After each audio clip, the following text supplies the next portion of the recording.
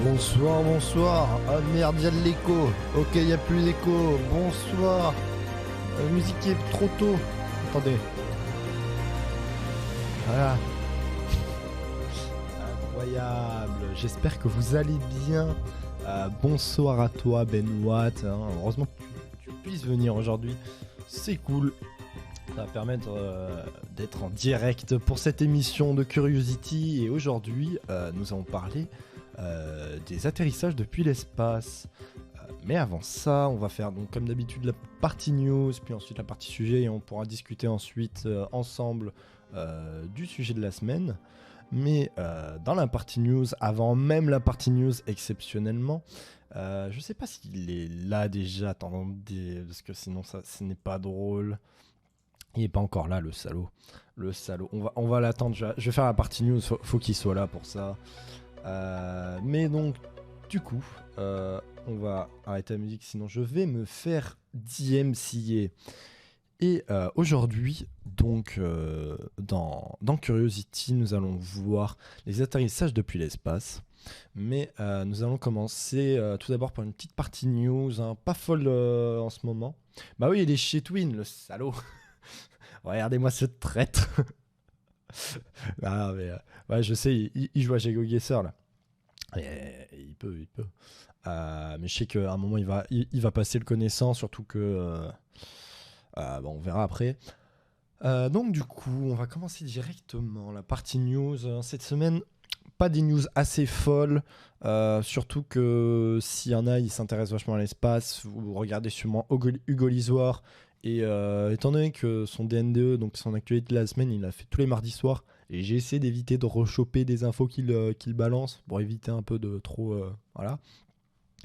De faire un peu de la répétition, en tout cas dans les news. Mais cette semaine, on va commencer par une news du New Space.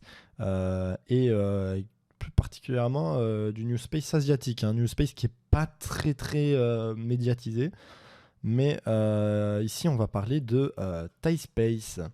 Donc Thai Space qui va retenter un lancement aux trois quarts de 2022 à peu près pour son lanceur APT 5, donc, que vous voyez sur la gauche, enfin au-dessus. Et donc ils vont retenter un lancement parce qu'après un échec de leur lancement le 16 septembre dernier, la fusée a pris feu sur le pad de tir.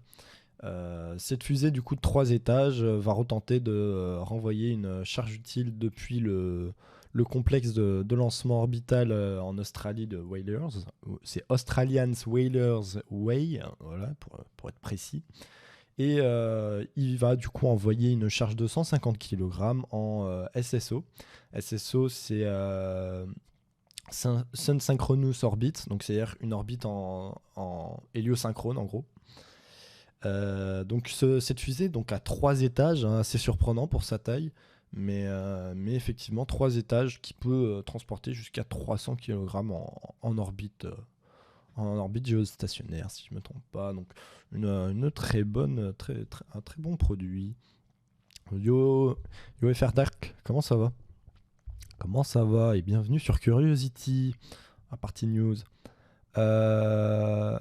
Donc ça c'est pour la petite news. Après on a eu aussi France 2030 pour ceux qui sont au courant. Alors France 2030, qu'est-ce que c'est? C'est les projets de l'État français dans tout ce qui est nouvelles technologies, dans l'avenir en gros.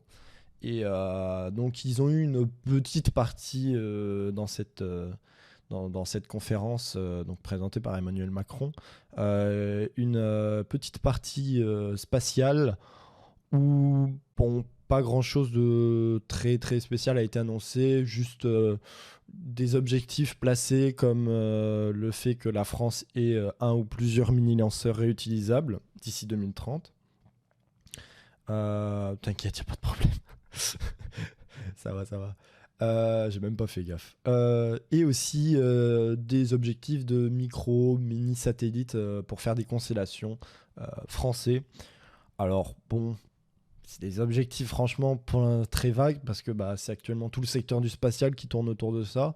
Mais déjà, c'est des objectifs assez intéressants. C'est-à-dire que ça va permettre à plein de startups françaises de pouvoir se développer Et notamment, si vous avez regardé le dernier DNDE de Hugo Lisoire qui avait lieu hier, vous avez pu voir qu'il y avait plein d'infos sur des petites entreprises françaises donc, qui auront pour objectif de viser le secteur du spatial et même plus particulièrement la Lune. Notamment une entreprise d'habitats spatiaux gonflables située sur Marseille, et encore plein d'autres entreprises spatiales connues comme Venture Orbital, une entreprise de lanceurs située à Reims. Salut Joe, comment ça va? Donc ça, c'est pour notre petite partie news cette semaine. La partie news n'est pas très grosse, parce qu'il n'y a pas non plus des choses très folles qui se passent, mais vous inquiétez pas, la partie du sujet du jour est bien chargée, et je dois vérifier, est-ce que le... Ah, il est pas là le salaud. Malheureusement... Bah ça va, j'espérais que là que Henri quand même vienne dire bonjour hein, avec ce jour-là. Mais bon, on verra. Si à un moment il vient, je le ferai chier. Vous comprendrez très vite, même si je pense pour certains, ils ont déjà deviné. Et donc maintenant, nous allons pouvoir attaquer le sujet de la semaine. Donc je vais vous raconter un peu toutes les infos à savoir dessus. Et après ça, on pourra débattre tous ensemble. Vous pourrez poser des questions, parler de tout ce que vous voulez autour de ce sujet. Donc, aujourd'hui, un sujet, ma foi, assez intéressant, comme toujours, qui est les atterrissages depuis l'espace.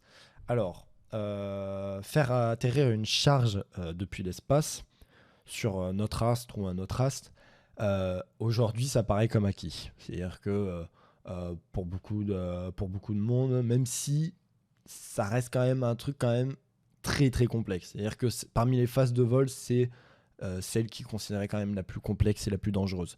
Après le décollage. Bon, il y a le décollage, mais c'est un autre style. Là, vraiment, faire rentrer une charge depuis l'espace. Alors, je vais vous dire charge, vaisseau, capsule, tout ça, ça revient au même. En gros, on veut ramener quelque chose à la surface d'une planète ou d'un astre. Astre en général, parce que la Lune n'est pas une planète, mais un satellite, vous comprendrez. Donc c'est quelque chose qu'on maîtrise quand même assez bien, mais c'est pas parce qu'on maîtrise quelque chose que c'est forcément facile à faire. Donc je vais vous expliquer ça pendant toute cette présentation de cette émission, afin de vous faire comprendre à quel point c'est un beau merdier. On a déjà réussi à se poser sur de nombreux astres dans notre système solaire, comme cette magnifique photo que perso j'aime énormément nous l'illustre. Nous avons réussi à nous poser sur Vénus, comme on a tout à gauche. Sur la Terre, bien sûr, on est rentré quand même. Sur la Lune, on a pu. Sur Mars. Sur Titan, donc l'un des satellites de Saturne, pardon. Et aussi sur des astéroïdes et comètes, notamment à Hayabusa 2, je sais plus si on s'était posé dessus. Mais enfin, voilà, plusieurs missions, donc chaque agence un peu du monde a pu déjà réussir à se poser sur ces astres.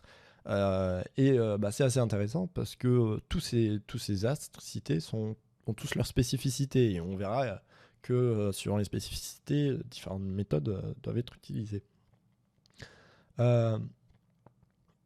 Oui, effectivement, Hayabusa 2, c'est le truc interstellaire, je crois qu'il est...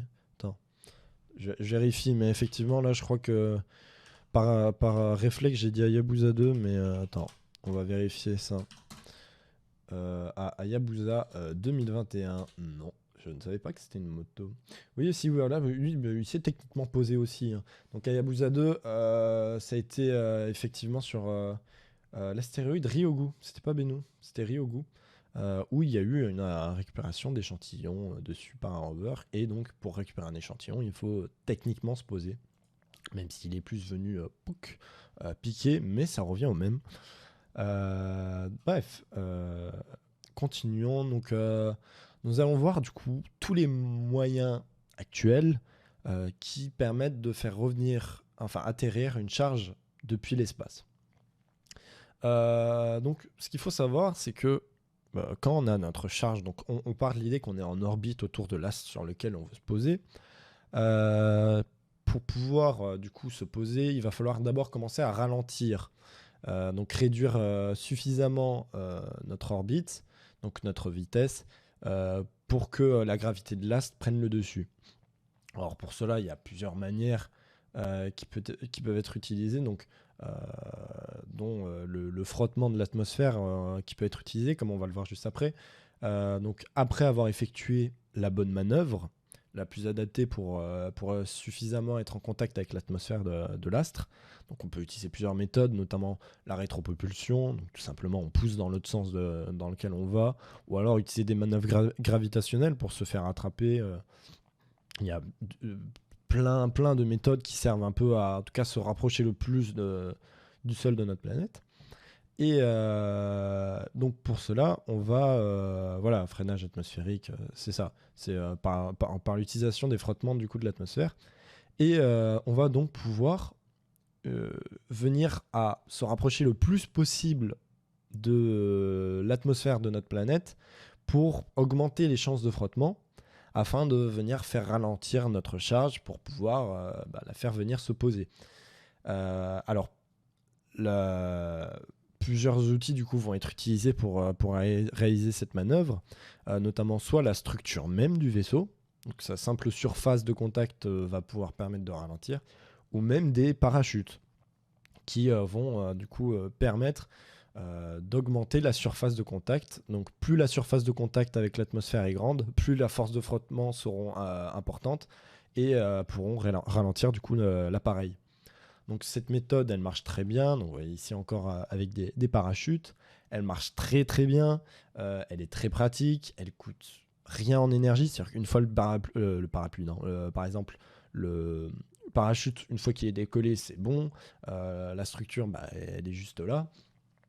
Son seul problème, c'est que du coup, ses forces de ralentissement, ça va dépendre de pas mal de choses, dont notamment l'atmosphère de la planète.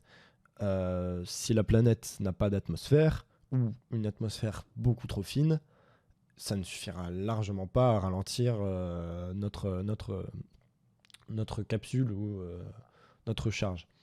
Donc ça va dépendre du coup aussi de la taille et de la masse de notre charge. C'est-à-dire que un rover qui fait quand même déjà plusieurs tonnes, euh, il a une taille quand même assez petite, ça peut le faire. On peut facilement attacher des parachutes et tout ça. Maintenant, on va prendre par exemple le Starship de SpaceX. Heureusement, lui, il a sa structure pour aider à ralentir, mais ça va clairement pas suffire. Et c'est pas là-dessus qu'on va attacher plein de parachutes tous à la chaîne, parce que ça, on est vraiment sur une structure beaucoup trop grande. Il nous faudrait des parachutes immenses, et là, ça devient vraiment compliqué parce que faut aussi les transporter ces parachutes. Donc voilà, c'est quand même assez difficile. C'est-à-dire que il va falloir des styles un peu spécifiques pour pouvoir utiliser ces méthodes-là. Mais aussi, du coup, l'autre désavantage quand même à cette méthode, c'est la précision du lieu d'atterrissage. C'est-à-dire que le parachute, il peut être porté par les vents si la planète a quelques vents. Il va pas non plus être ultra précis. Bon, ça va rester quand même dans une zone assez définie, qui se calcule et tout ça. Donc c'est pour ça qu'il y a des mecs qui bossent derrière.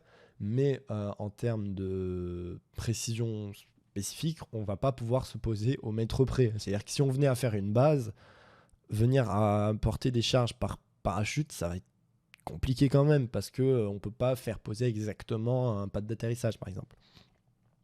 Et bien sûr, on va pas compter tous les problèmes qui peuvent venir de risques de rupture du parachute tout simplement, ou de dommages de la structure qui pourraient faire en sorte qu'à la réentrée, on rencontre des problèmes.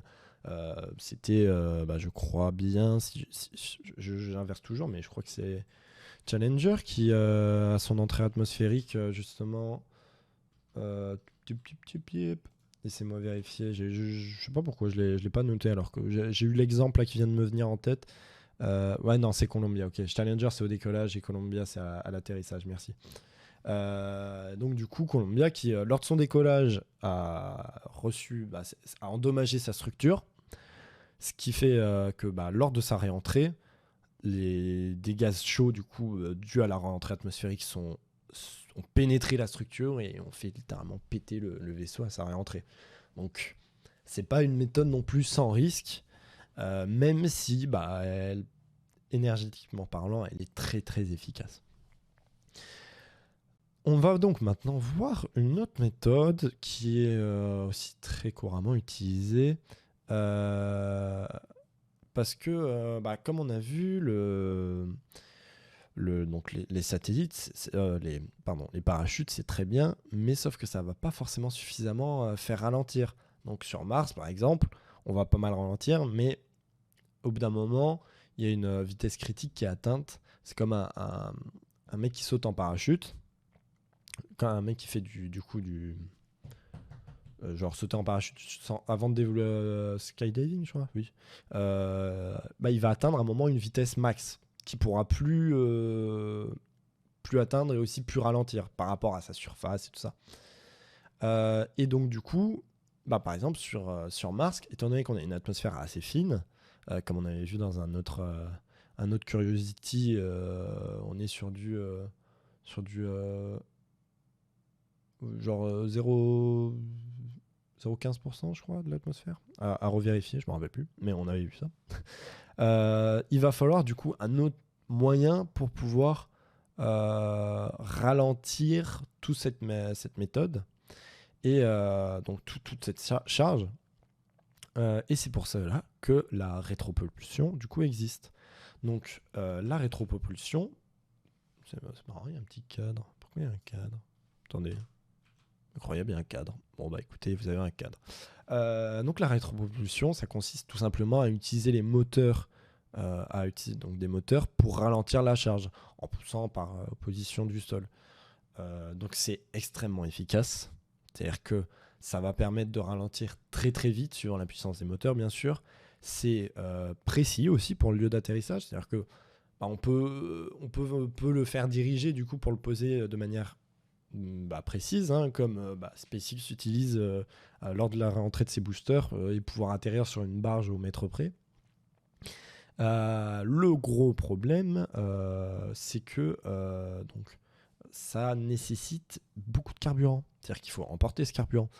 Pour le consommer, ça nécessite, comme vous le voyez ici, sur la partie haute, toute une structure complète pour pouvoir venir ralentir, en tout cas ici, notre rover. Donc, c'est quand même beaucoup plus complexe à mettre en place comme système, donc du coup plus risqué, parce que plus vous augmentez vos systèmes, plus les chances qu'un échoue sont importantes. Et étant donné que c'est le genre de système où si tu as un truc qui fonctionne pas, tout fonctionne pas, ça peut provoquer pas mal de problèmes. Mais voilà, comme on a dit, l'avantage c'est que ça va nécessiter aucun environnement spécifique, pas besoin d'atmosphère, pas besoin de structure, enfin n'importe quoi. On peut le faire sur n'importe quel astre, même dans l'espace. Ça va permettre du coup de faire ralentir très très vite notre charge. Alors, c'est utilisé, comme on a dit, dans plein de systèmes, et on verra après que c'est aujourd'hui l'une des méthodes favorites un peu de tout le monde. Donc voilà, comme je disais, c'est SpaceX qui utilise ça par exemple pour refaire venir ses boosters depuis presque l'orbite. Ça dépend des fois, mais en gros, c'est quand même une méthode très très efficace, même si elle coûte beaucoup plus en énergie qu'un simple parachute qui va venir ralentir comme ça une fois que c'est déployé. Voilà. Et enfin, du coup, la dernière méthode, même si bien plus complémentaire avec les autres, consiste à se servir de rattrapage directement à la surface de l'astre. Que ce soit par exemple des plans d'eau, donc quand on va faire poser une capsule sur l'eau, même si elle a une vitesse un peu élevée, le fait de la faire poser sur l'eau, ça va quand même un peu amortir. Ou par exemple avec SpaceX, on avait la tour de rattrapage. Alors après, il y a aussi d'autres méthodes, comme il y avait eu pour... attendez. Oh, c'est bizarre, ça a disparu. Si, non, c'était pour Spirit, voilà. Voilà, comme pour Spirit et Opportunity. Salut Jodé. Donc Spirit qui a utilisé du coup la surface même. il s'est protégé de plein de ballons et a rebondi pour pouvoir se poser. Bah voilà, justement en fait, je considère ça dans la même catégorie parce que si tu viens utiliser la surface du sol pour te faire ralentir, même si tu viens amortir avec ta structure, tu vois, mais voilà, c'est un peu la même idée. Opportunity d'ailleurs aussi qui avait fait ça. Ouais, un peu, ouais, techniquement. Mais donc voilà, et donc ça va utiliser les airbags pour pouvoir se poser, pour pouvoir un peu rebondir. Et ou sinon, bah, comme on avait dit juste avant, des tours de rattrapage, comme SpaceX envisage pour son booster de Starship. Donc le principe tout simplement, c'est voilà, on va utiliser quand même la rétropropulsion, tous les autres systèmes, donc des parachutes pour Spirit par exemple, ou la rétropropulsion avec SpaceX. Sauf que pour faciliter l'arrivée, on va utiliser des structures sur place ou même des trucs qui sont déjà sur le lieu d'atterrissage euh, pour... Oui, si, c'est vrai, totalement en plus. Oui, c'est vrai qu'ils ont été en même temps en plus. Bref. Donc du coup, ils vont pouvoir être rattrapés par une tour, comme vous voyez sur l'image de SpaceX qui va rattraper son booster de Starship avec la tour de lancement. Donc les avantages, c'est que c'est un comment dire, ça va être plutôt pratique, ça peut réduire vachement des coûts de lancement. Par exemple, ici pour SpaceX, ça va utiliser moins de carburant pour se poser. Il y a peut-être moins besoin d'être précis. Ça va être un plus. Les désavantages, c'est que il faut qu'il y ait ces structures sur place. C'est-à-dire que par exemple, SpaceX vont aller sur Mars, s'il n'y a pas la structure, ils ne pourront pas le rattraper de cette méthode-là. Mais sur un plan plus large, ça peut servir. Pareil, si on n'a pas de plan d'eau, on ne peut pas se poser sur l'eau. Voilà. Après, par exemple, pour Spirit et Opportunity, il faut aussi que la gravité elle fasse en sorte que ça vaut le coup. Si la gravité est trop faible, comme sur un astéroïde ou encore la Lune, ça pourrait passer. Bon, on va rebondir longtemps, quoi. Même si après, ça peut se calculer, mais ça peut se faire quand même. Mais voilà, il faut que ce soit quand même bien le lieu d'atterrissage soit adapté à cette méthode. Donc du coup, toutes ces méthodes sont très souvent en fait utilisées ensemble, comme j'ai dit. C'est-à-dire que afin de proposer un système d'atterrissage plus efficace. Donc, par exemple, pour Mars, on va passer par différentes étapes. On va d'abord utiliser donc l'atmosphère pour se ralentir, déployer au fur et à mesure des parachutes de plus en plus grands pour vraiment faire en sorte de ralentir le plus possible la charge.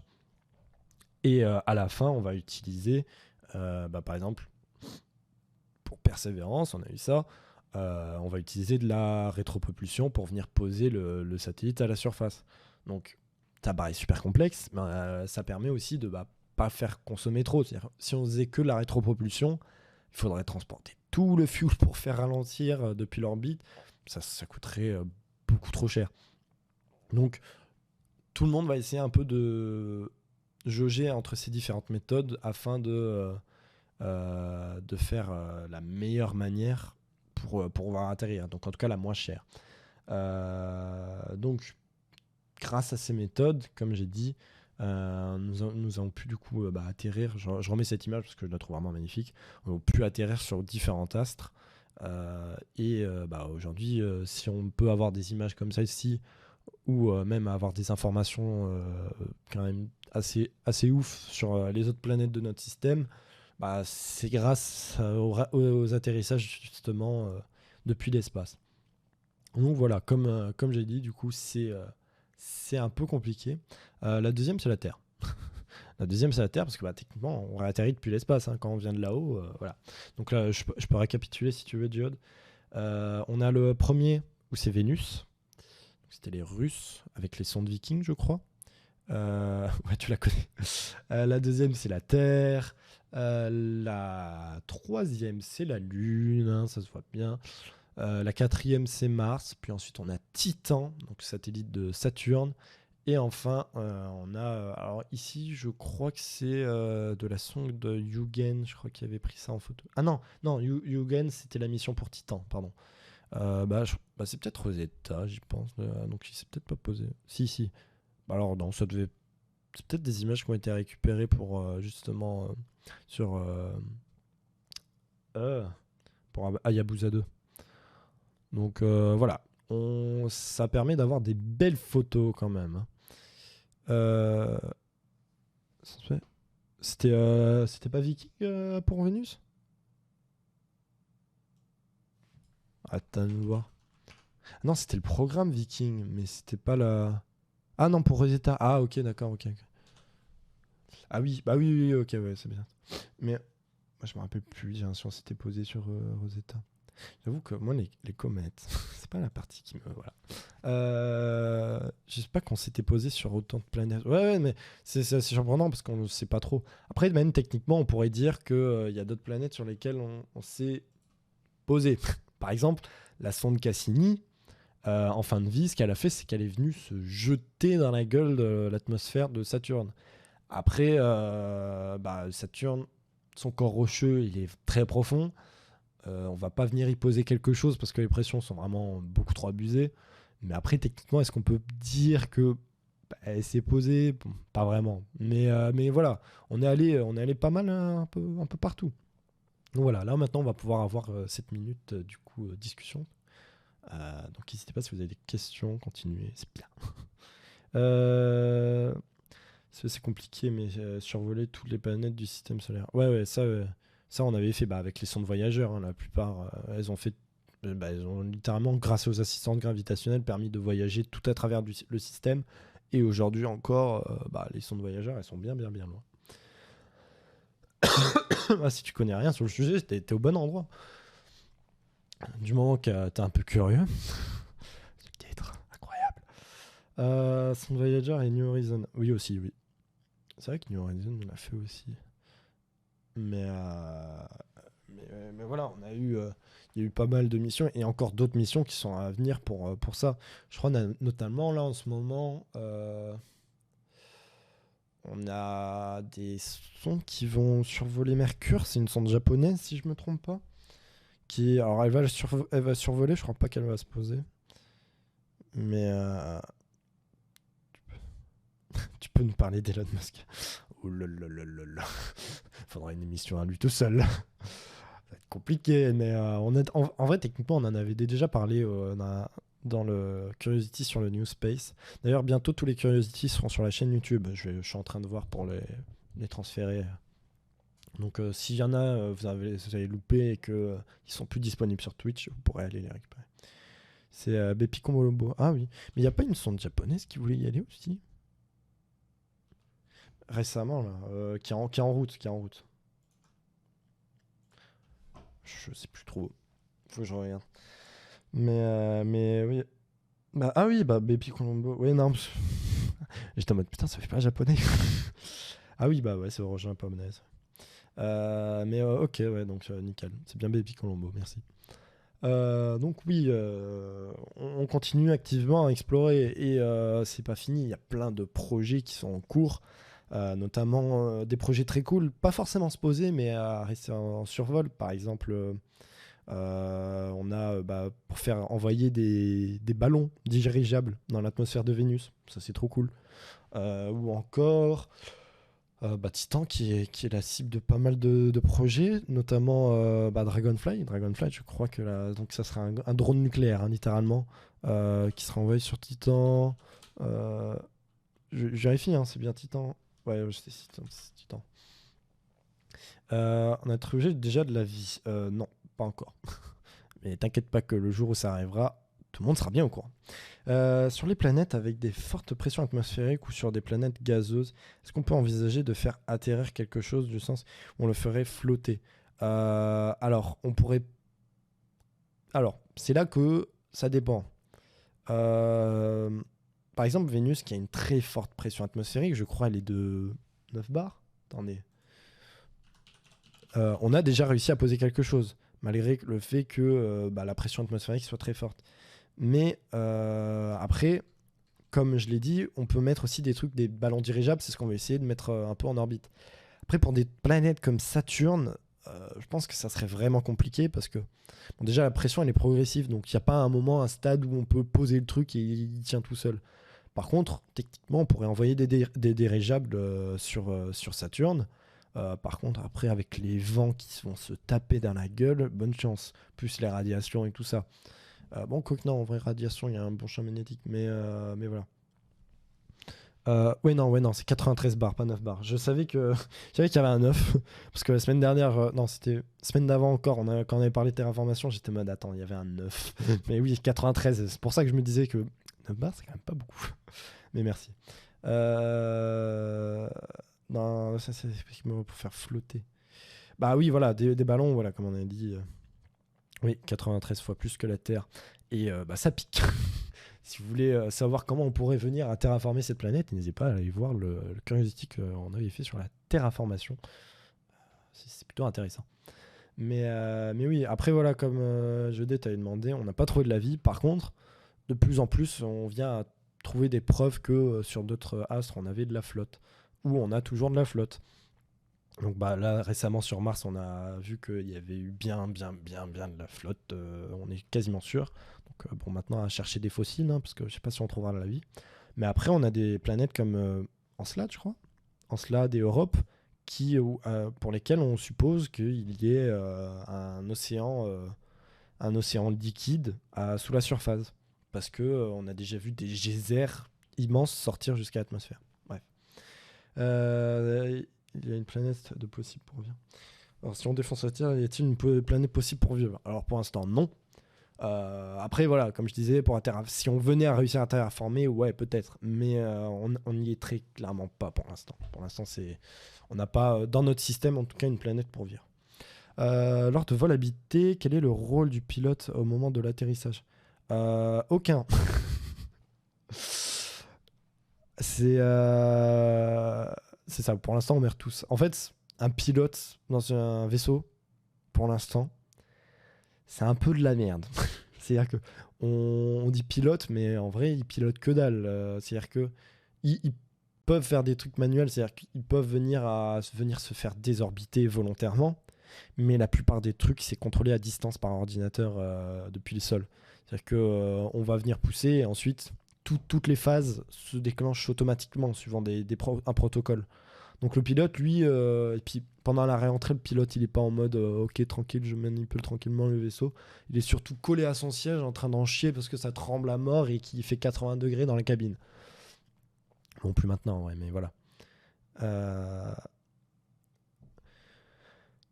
C'est un sacré Bluetooth. Comment ça? Je l'ai pas. Voilà. Mais donc voilà.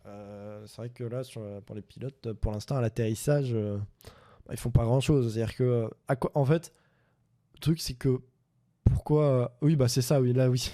Là, il faut un bon gros Bluetooth. Mais généralement, en fait, tout est préprogrammé parce que bah, tout le plan de vol d'une fusée, du décollage jusqu'à l'atterrissage, quand il y a un atterrissage, est programmé.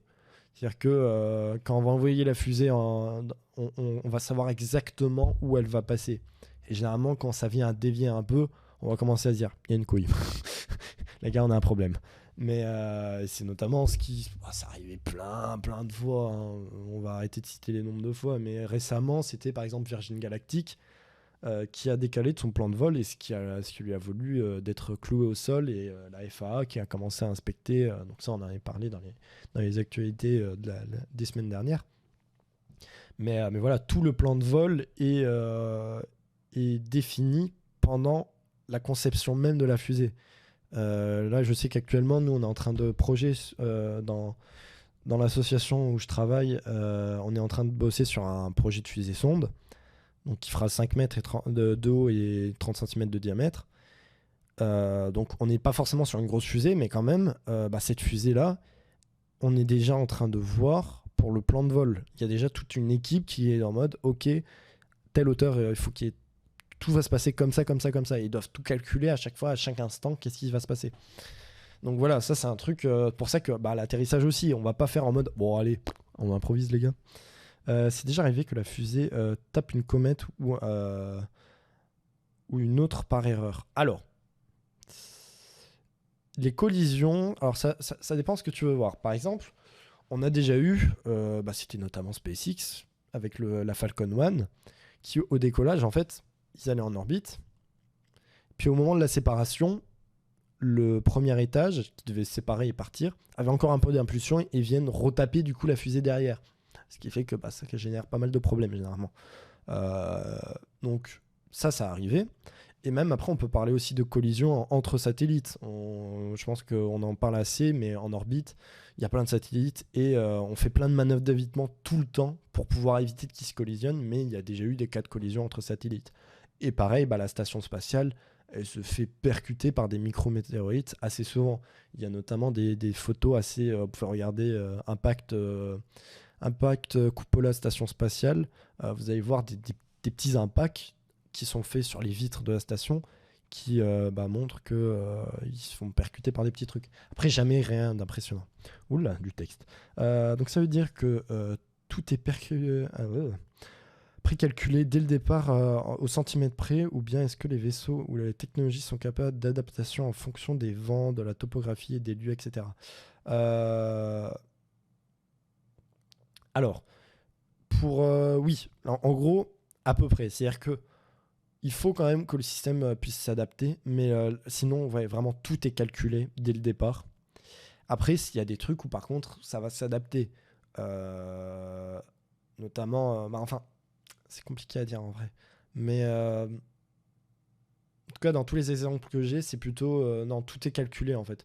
Parce que, généralement, les forces en condition... En fait, c'est pour ça que, par exemple, quand par exemple, SpaceX veut faire un décollage, ils voient et ils font en mode les gars, il y a trop de vent en altitude, on décolle pas. C'est parce que eux, du coup, ils avaient calculé pour une certaine jauge, on va dire, de vent. C'est-à-dire qu'ils sont en mode ok, si les vents ne dépassent pas les 20, je dis de la merde, 20 km/h en altitude, on peut décoller. Parce que, en gros, eux, si ça venait à être au-dessus, ça peut venir faire décaler et du coup perturber tout leur plan calculé. Donc, non, en fait, oui, tout est bien calculé à l'avance. Et après, dans des phases comme les réentrées, on essaie d'être le plus précis au niveau de la zone où ça va atterrir, mais généralement on se loupe parce que il y a d'autres forces qui vont venir, donc ça va pas trop s'adapter.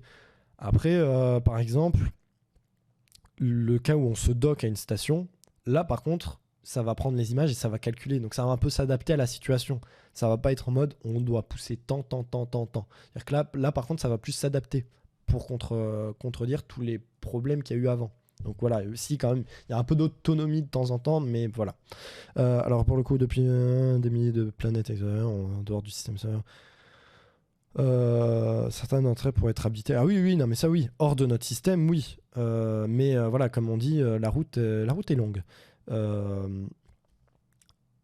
Y a-t-il des personnes qui ne sont jamais revenues? Oui. Malheureusement, oui, c'est l'espace. Alors, il n'y a pas eu tant de morts que ça, je crois. Bon, après, officiellement. C'est-à-dire que certains programmes russes qui, à l'époque, c'était un morceau de carton qui tenait à ta chaise. Oui, effectivement, il y a eu des morts quand même. Enfin, des morts, des pertes. Genre des gens qui, salut. C'est rien que personnes qui sont jamais revenues, comme on a dit, Colombia, ils sont rentrés, ils ont essayé de rentrer et ils sont pas revenus.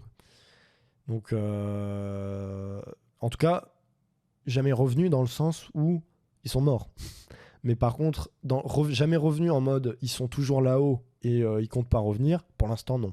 À chaque fois, on les fait revenir parce que pour l'instant, vivre en microgravité, c'est la merde. Et encore une fois, je vous réfère au sujet de la semaine dernière qui était la gravité artificielle, où justement, j'ai expliqué que du moment qu'on n'a pas moyen d'avoir une gravité artificielle, ou même juste se poser sur une planète, vivre pour le corps humain, c'est pas ouf. Pas de problème. Pas de problème, Benoît. Quand tu envoies quelque chose dans l'espace, tu dois t'enregistrer quelque part. Oui. C'est-à-dire que c'est très, très, très compliqué. C'est-à-dire que du moment que tu vas envoyer quelque chose dans l'espace, tu dois, administrativement parlant, c'est un bordel. Tu dois aussi avoir... Après, il y a pas mal de choses, mais en gros, tout est enregistré, oui. Il faut pouvoir gérer tout ça, quoi. Parce que sinon, si on envoie des satellites qui sont pas enregistrés, après on peut pas, on peut venir à rentrer en collision contre quelque chose d'autre qui n'était pas identifié, on savait pas qu'il était là. Donc bon, voilà. Columbia et Challenger, 14 astronautes décédés, voilà. Apollo 1, 3 astronautes décédés et plus d'accidents sont... ouais, voilà. C'est... Merci pour les stats. Mais voilà, c'est jamais très très très joli, hein. C'est-à-dire que, bah, spatial, comme on dit souvent, t'as un pétard au cul et on t'envoie dans l'espace.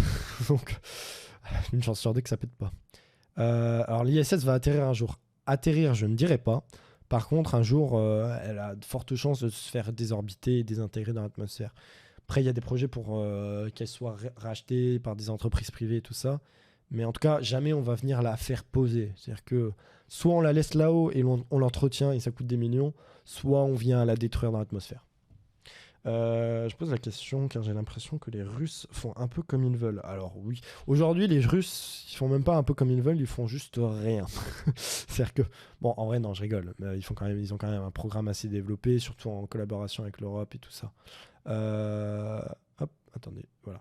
Mais c'est vrai que en fait pendant la guerre froide, je pense même du côté américain on doit pas forcément tout savoir, mais comment dire que quand tu fais la course contre ton plus gros opposant, tu vas pas dire oh bah les gars j'ai perdu 4 astronautes dans cette mission. Alors, tu vas plutôt dire ah les gars on y est allé, hein. Mais donc c'est pour ça que il y a des fois on peut pas trop savoir et puis dans l'espace personne va vérifier, hein. Normalement, le programme de l'ISS devrait s'arrêter en 2025. Comme ISO a dit, il y a des solutions envisagées pour la maintenir. Voilà, c'est ça. Il y a des propositions de rachat pour des privés, tout ça, pour faire des stations touristiques, hein, littéralement. C'est-à-dire que le tourisme spatial, je pense que je ferai à un moment une émission vraiment spécifiquement au tourisme spatial. Même si on en a rapidement parlé quand même pas mal de fois, mais pourquoi pas faire un musée de l'espace ou un hôtel dans la station spatiale, ça peut être cool. On fera pas mieux de la désorbiter directement directement dans l'espace. Ça coûte trop cher. C'est-à-dire que pour te dire, déjà l'ISS, tous les 6 mois je crois à peu près, on vient la repousser pour qu'elle reste en orbite, parce qu'elle est en orbite très basse, je crois. Genre, c'est very low orbit, elle est considérée, parce qu'elle est en dessous de 500 km d'altitude. Mais enfin, bref, elle est en orbite basse, à 400 km d'altitude. Et à cette altitude, les frottements de l'atmosphère de la Terre sont encore très importants. Et sur une surface comme la station spatiale qui fait la taille d'un terrain de foot, ça vient à beaucoup la ralentir. Du coup, là, demain, si on venait à plus y toucher, voilà, elle n'a pas la capacité de se déplacer toute seule. Mais on vient la repousser, on la remorque avec des Soyouz ou des capsules comme ça. Et si on n'y touche pas, elle vient, un jour, elle retombera toute seule. Je sais plus combien de temps c'est, je crois que c'est une histoire de quand même 1 ou 2 ans, je crois, mais elle peut venir se planter toute seule. Donc, venir à la faire désorbiter super loin, en fait, ça n'a pas vraiment d'utilité et de sens. C'est-à-dire que ça va coûter beaucoup d'énergie parce que plus tu veux aller vite, parce que les histoires d'orbite, c'est juste une question de vitesse. Donc, c'est-à-dire qu'il faut augmenter sa vitesse et après, tu augmentes ton orbite et voire même, tu te mets sur des orbites héliosynchrones et tout ça. Donc, bon, ça coûte cher. Et si on la remorque, c'est seulement de quelques kilomètres. Voilà, c'est ça. C'est même pas, on va pas la remorquer jusqu'à sortir en tout cas de l'orbite de l'attraction gravitationnelle de la Terre. Je crois que la masse totale de la station... Attendez. Masse totale de l'ISS, c'est... Voyons voir. Je trouve pas directement, mais c'est lourd. C'est extrêmement lourd. Donc tu peux pas passer modo... Ah, écoute, il y a moyen. Je pense même, je sais pas si, est-ce que les VIP peuvent mettre, parce qu'en plus toi, t'auras bien le droit des VIP quand même, genre pour balancer des liens. Je savais pas qu'elle tombait si vite. Ouais, non, ça tombe très vite, hein. Mais dis-moi, mais dis-moi, Jani, c'est quoi l'ISS? L'ISS. Attends, bah non, il n'a pas cette voix. Bref, l'ISS, du coup, c'est la Station Spatiale Internationale, qui est un centre de recherche, littéralement, dans l'espace. Donc, c'est un gros laboratoire qui a coûté la peau du cul, qui a été fini d'être assemblé en 2002, je crois. Ça a commencé à être assemblé en 1998, mais je crois qu'en 2002, c'était sa version la plus complète, je crois. Ouais. Qui, du coup, se situe à 400 km d'altitude environ. Elle varie un peu entre sa périgée et apogée. Et qui tourne du coup autour de notre belle planète. Et actuellement, on a Thomas Pesquet qui est commandant de la station. Donc voilà, c'est un labo de recherche dans l'espace. Ça éviterait les débris. Ça éviterait les débris. C'est-à-dire. Il y a des gens dedans. Oui, oui, oui, il y a des gens. Il y a tout un équipage actuellement. Bah, il y a Thomas Pesquet, comme j'ai dit, qui est actuellement commandant. Et je crois que l'équipage actuellement, il est de 6 personnes.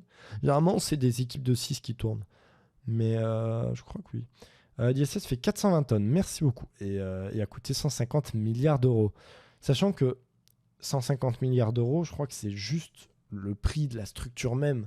Mais après, je crois qu'il y a aussi tout ce qui est ravitaillement et tout ça. Et ça coûte aussi, si je me trompe pas, hein. Mais voilà, c'est très très lourd. Donc imaginez 420 tonnes, hein. 420 tonnes, c'est 420 voitures, en gros, même pas, un peu moins. Voiture, elle peut faire entre 1 et 2 tonnes, mais vous avez l'idée. 420 voitures qu'on vient repousser, on essaie d'accélérer pour aller plus vite. Bon, bah, faut du carburant, ouais, dans l'idée. C'est la station spatiale internationale, c'est un laboratoire spatial, voilà. C'est exactement ça. Un max de dollars.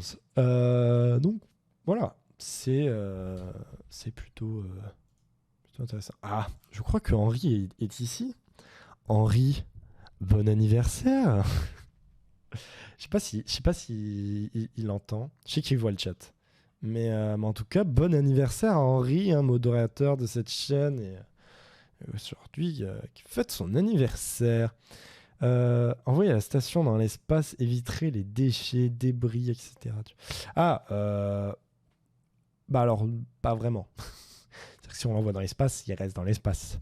Donc c'est-à-dire qu'il y aurait quand même les déchets et les débris. Et même le faire rentrer dans l'atmosphère, quasiment 80... En fait, les trucs comme ça sont conçus pour se désintégrer principalement dans l'atmosphère.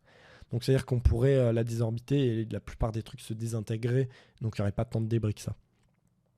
Donc... Et on a le droit d'atterrir où Alors, pas dans les villes, déjà. Non, ça dépend en fait qu'est-ce que tu fais comme truc, mais ça va dépendre en fait de la précision d'atterrissage où tu peux le faire. C'est-à-dire que si ton truc peut atterrir au mètre près comme les trucs de SpaceX, là ça va, tu peux atterrir sur Terre sans problème. Mais la plupart du temps, on préfère faire atterrir dans la flotte. Parce que l'avantage, c'est que la flotte, c'est grand, ça amortit. Et une fois que c'est tu, t'es tranquille, quoi. Il n'y a personne qui va venir faire chier, bon, à part des petits bateaux de touristes. Mais ouais, en gros, la plupart du temps, on fait atterrir dans là-haut. Actuellement, je crois qu'il y a 9 personnes à bord. Ah oui, tiens, il y en a plus. 7 astronautes d'agence gouvernementale. Ah oui, il y a les 2 touristes, oui, c'est vrai, pour tourner la séquence d'un film russe. J'avais oublié ça. C'est vrai qu'actuellement, il y a un film qui est en train d'être tourné dans la Station Spatiale Internationale. C'est assez marrant, ça. Et ensuite, après, je crois que c'était Tom Cruise pour Mission Impossible qui devait faire ça aussi. Ils se sont fait un peu dépasser. C'est marrant, ça. Je vous laisse des bisous de la famille. Salut, JOD. Et merci d'être passé. Merci pour ta question. C'était très sympa. Et merci. Donc oui, et voilà, comme je disais... je suis désolé. Eh bien, bon anniversaire encore, Henri. En QWERTY, incroyable. Il nous l'a écrit en QWERTY, c'est pas magnifique. Écoute, t'es excusé, c'est ton anniversaire, mais je te rechoppe pas. Non, mais voilà, bon anniversaire. C'est ton instant. Au début, je voulais le faire au tout début du live, mais t'étais pas là. C'est con quand même. Incroyable, hein. Donc, oui, c'est son anniv. Bah, ça s'est bien passé, oui, très très très bien, hein, très très très bien. On a encore 10 minutes là, donc si jamais il y a des questions par rapport au sujet de la semaine, n'hésitez pas. Mais très très cool. Très très très très cool. Donc voilà, comme je disais, ouais, la station spatiale, on peut la désorbiter la plupart du truc. Ça va se décomposer dans l'atmosphère. Généralement, il faut se dire que très souvent, quand un truc on sait. En fait, la plupart des trucs qu'on envoie dans l'espace, quand on va les renvoyer, t'as 90% du truc qui va se faire désintégrer dans l'atmosphère. Généralement, tout ce qui se fait pas désintégrer, c'est tout ce qui est des matériaux un peu complexes qui, eux, par contre, peuvent résister à une rentrée atmosphérique. Et généralement aussi, il y a des trucs qu'on vient à ne pas désintégrer parce que, par exemple, ils possèdent une pile nucléaire. Et bah, venir désintégrer une pile nucléaire dans l'atmosphère, c'est pas cool. Parce que tout ce qui est radioactif, ça reste, ça, par contre. Heureusement, sur la station, ce n'est pas le cas. Il n'y a pas de système nucléaire sur la station. C'est aussi trop... Oui, c'est vrai. C'est vrai qu'il y en a beaucoup aussi. Beaucoup de second étage de fusées qui sont encore en orbite. Des fuselages comme ça qui se baladent en orbite.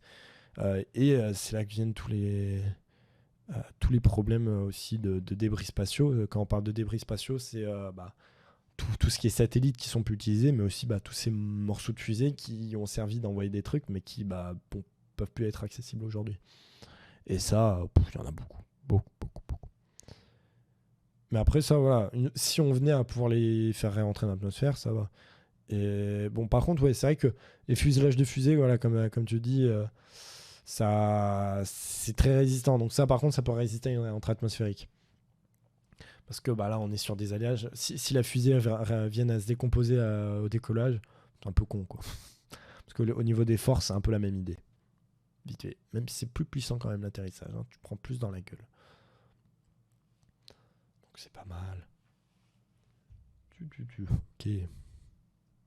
Mais donc voilà, c'est... Attendez, je vérifie un truc. Ok. C'est donc un peu ça, tout... On a pu explorer pas mal de thèmes là autour des atterrissages spatials. C'était bien sympa aujourd'hui. On a encore 8 minutes. Hein. Si jamais il y a encore des questions, des débats, des avis à envie de savoir, n'importe quoi, n'hésitez pas. N'hésitez pas. Tiens, je voulais voir tout à l'heure un truc, c'était quoi J'ai oublié. Je voulais chercher un truc tout à l'heure. Ah oui, c'était le nom des... c'était Viking, hein, je crois qu'il s'était posé. Viking, Vénus, Landing. Et ah si, ouais, voilà, je voulais parler de ça.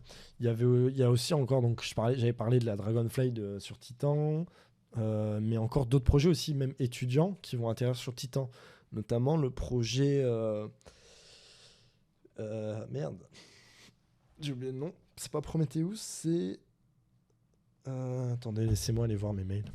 Mais en gros, il y a un projet qui a pour objectif de faire une sonde qui va se poser à la surface de Titan. Un projet étudiant, ce qui est quand même assez classe. Que les mecs qui vont participer à ça, ils peuvent se dire j'ai juste posé un truc sur Titan. Et en gros, le truc, ça va aller dans l'eau, ça va rentrer dans l'eau au fur et à mesure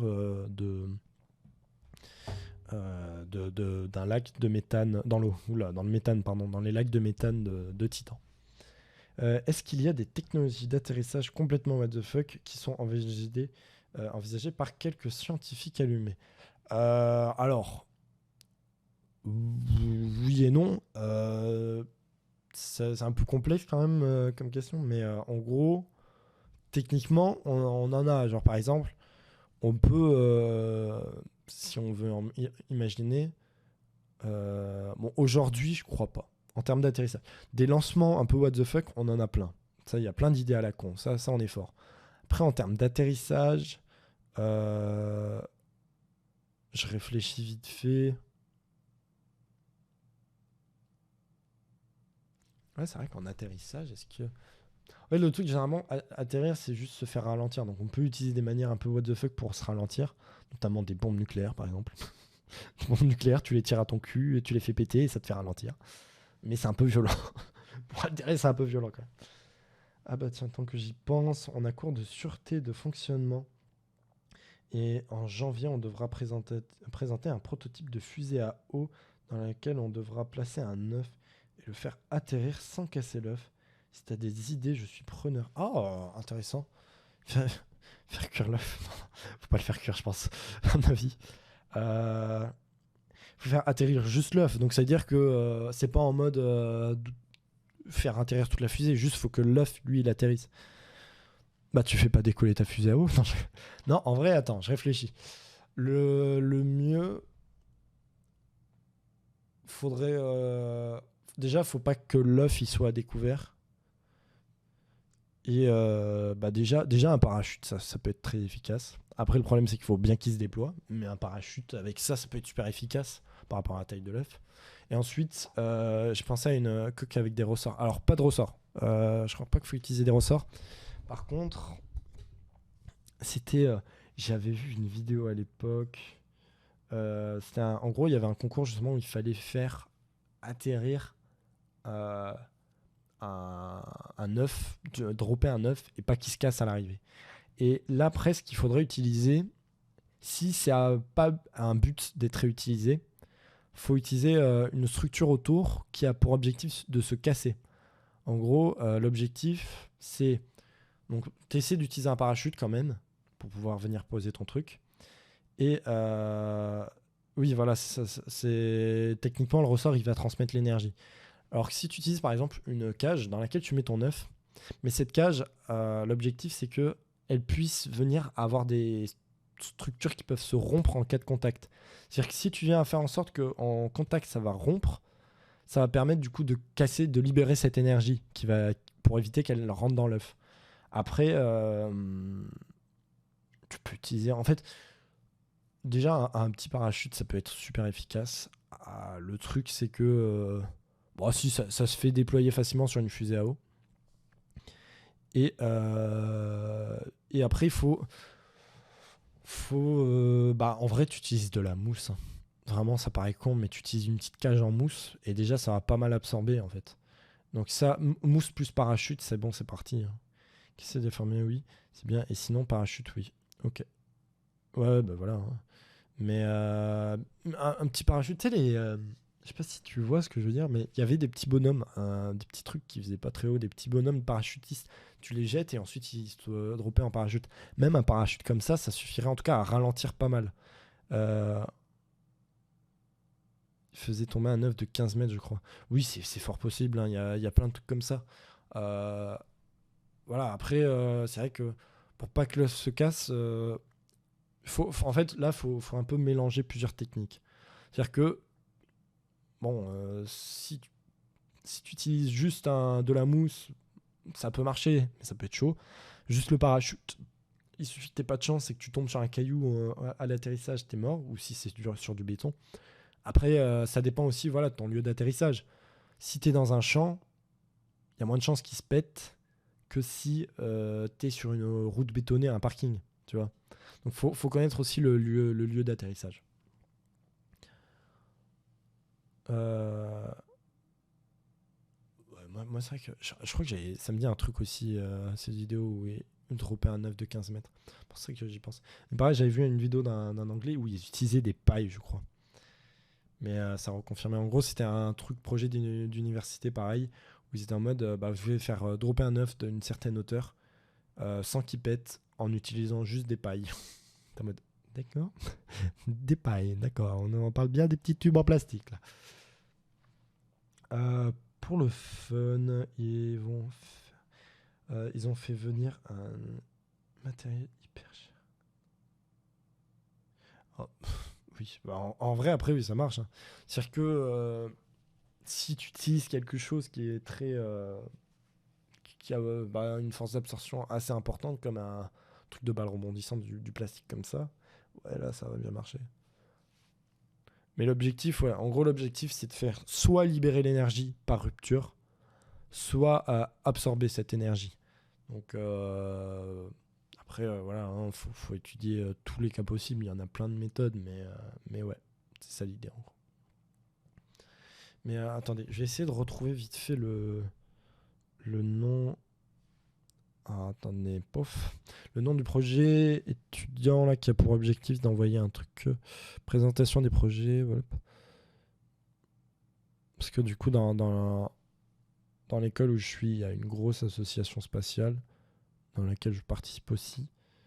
Et il y a un des projets qui est en collaboration avec une école, je crois, au Costa Rica, qui a pour objectif de faire un rover. Ah, c'est ça. Présentation. Je vous donne tout de suite le nom.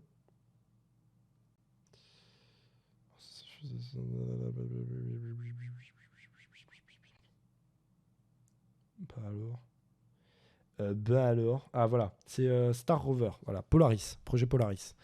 Projet Polaris qui, du coup, a pour but d'envoyer un truc qui va se poser sur Titan. C'est une capsule qui va se poser sur Titan et qui va faire plein de mesures. Ce qui est plutôt classe quand même. Et il est 21h. Donc on va arrêter pour aujourd'hui, en tout cas l'émission. On pourra. Donc je vais continuer un live après. Juste faire une pause, le temps de manger et tout ça. Mais on pourra live. Je vais continuer un live après. Donc s'il y a encore des questions pour discuter de tout ça, on peut continuer. Juste, ça sera hors émission du coup. Mais changement de scène incroyable. Mais donc du coup, on va se laisser pour l'émission d'aujourd'hui de Curiosity. Merci d'avoir participé, c'était génial. Alors, il y a beaucoup de monde, c'était très cool. Merci d'avoir écouté. Et du coup, on se retrouve mercredi prochain, toujours à la même heure, 20h, pour un nouveau sujet. Le sujet sera annoncé, je pense, dans la semaine, maximum dimanche. Donc si jamais vous voyez le sujet, donc il y a juste à aller voir dans la partie planning du live pour voir quel sera le sujet de la semaine prochaine. Donc si vous voulez préparer des questions, vous pouvez. Et on se retrouve du coup la semaine prochaine. Bon, même si on se revoit juste après, vous inquiétez pas, pour continuer un live. On va voir ce qu'on va faire ce soir. Je n'ai rien prévu. Je ne sais pas du tout. Peut-être du Star Citizen, il y a moyen. Merci. Et du coup, voilà, hein, à la semaine prochaine pour encore plus de curiosité à découvrir. Je pense qu'on est bon. Sur ce, à toutes, on passe en pause. Merci tout le monde pour avoir participé. Et on se retrouve à la prochaine. Salut, à tout de suite.